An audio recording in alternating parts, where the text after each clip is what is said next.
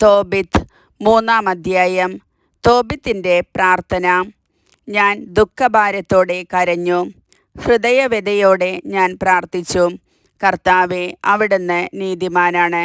അങ്ങയുടെ പ്രവൃത്തികളും അങ്ങയുടെ മാർഗങ്ങളും കാരുണ്യവും സത്യവും നിറഞ്ഞതാണ്. അങ്ങയുടെ വിധി എന്നും സത്യവും നീതിനിഷ്ഠവുമാണ്. എന്നെ ഓർക്കുകയും കാരുണ്യപൂർവ്വം കടാക്ഷിക്കുകയും ചെയ്യണമേ.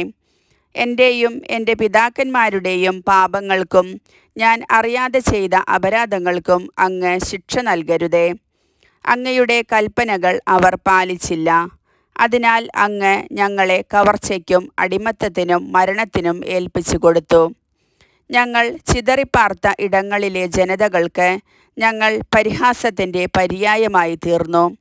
എൻ്റെയും എൻ്റെ പിതാക്കന്മാരുടെയും പാപങ്ങൾക്ക് അങ്ങ് നൽകിയ ശിക്ഷ ന്യായയുക്തമാണ്. കാരണം ഞങ്ങൾ അങ്ങയുടെ കൽപ്പനകൾ പാലിച്ചില്ല. ഞങ്ങൾ അങ്ങയുടെ മുൻപിൽ സത്യസന്ധരായി വർത്തിച്ചുമില്ല. അങ്ങ് ഇഷ്ടാനുസരണം എന്നോട് പ്രവർത്തിക്കുക. എൻ്റെ ജീവൻ തിരിച്ചെടുത്തുകൊള്ളുക. ഞാൻ മരിച്ച് മണ്ണായി തീർന്നുകൊള്ളട്ടെ. ജീവിക്കുന്നതിനേക്കാൾ ഭേദം മരിക്കുകയാണ്. മിഥ്യാപവാദങ്ങൾക്ക് ഞാൻ ഇരയായിരിക്കുന്നു. എൻ്റെ ഹൃദയവ്യഥ ദുസ്സഹമാണ്. ഈ ദുഃഖത്തിൽ നിന്ന് മുക്തി നേടി ശാശ്വത ഭവനത്തിലേക്ക് പോകാൻ അങ്ങ് കൽപ്പിച്ചാലും അങ്ങ് എന്നിൽ നിന്ന് മുഖം തിരിക്കരുതേ. സാറ. അന്നു തന്നെ മറ്റൊരു സംഭവമുണ്ടായി. മേദിയായിലെ എക്ബത്താനായിൽ റഗുവേലിൻ്റെ മകൾ സാറായെ അവളുടെ പിതാവിൻ്റെ പരിചാരികമാർ അധിക്ഷേപിച്ചു. 7 പ്രാവശ്യം വിവാഹം ചെയ്തതാണവൾ. എന്നാൽ അവളെ പ്രാപിക്കുന്നതിന് മുമ്പ് ഓരോ ഭർത്താവും അസ്മോദേവൂസ് എന്ന ദുഷ്ടപിശാചിനാൽ വധിക്കപ്പെട്ടിരുന്നു.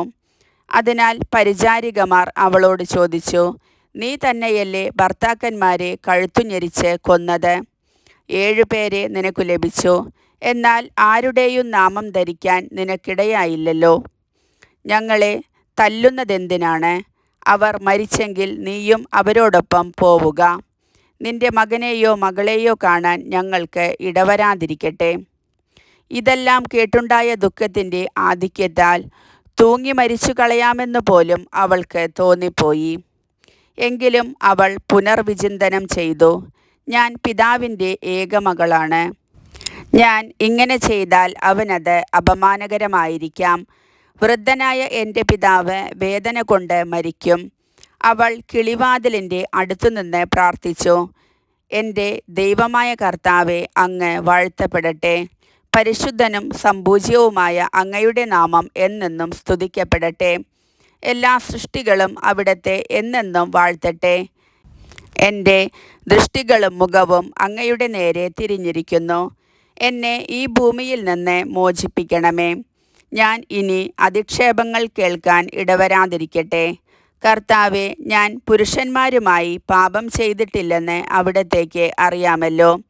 ഈ പ്രവാസത്തിൽ എൻ്റെയോ പിതാവിൻ്റെയോ പേരിന് ഞാൻ കളങ്കം വരുത്തിയിട്ടില്ല. പിതാവിൻ്റെ ഏകജാതയാണു ഞാൻ. അവകാശിയായി അവന് വേറെ മക്കളില്ല. എനിക്ക് ഭർത്താവാകാൻ അവന് ഉറ്റവരോ ഉറ്റവരുടെ മകനോ ഇല്ല. എൻ്റെ 7 ഭർത്താക്കന്മാർ മരിച്ചു. ഇനി ഞാൻ എന്തിന് ജീവിക്കണം?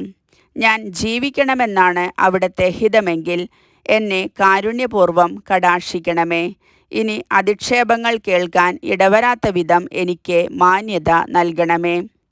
ഇരുവരുടെയും പ്രാർത്ഥന ദൈവത്തിൻ്റെ മഹനീയ സന്നിധിയിൽ എത്തി. അവർ ഇരുവർക്കും ഉപശാന്തി നൽകാൻ തോബിത്തിൻ്റെ കണ്ണുകളിലെ വെളുത്ത പടലം നീക്കം ചെയ്യാനും റഗുവേലിൻ്റെ പുത്രി സാറായെ തോബിത്തിൻ്റെ പുത്രൻ തോബിയാസിനെ വധുവായി നൽകാനും അസ്മോദേവൂസ് എന്ന ദുഷ്ടഭൂതത്തെ ബന്ധിക്കാനും റഫായേൽ നിയുക്തനായി. സാറായെ സ്വന്തമാക്കാൻ തോബിയാസിനായിരുന്നു അവകാശം.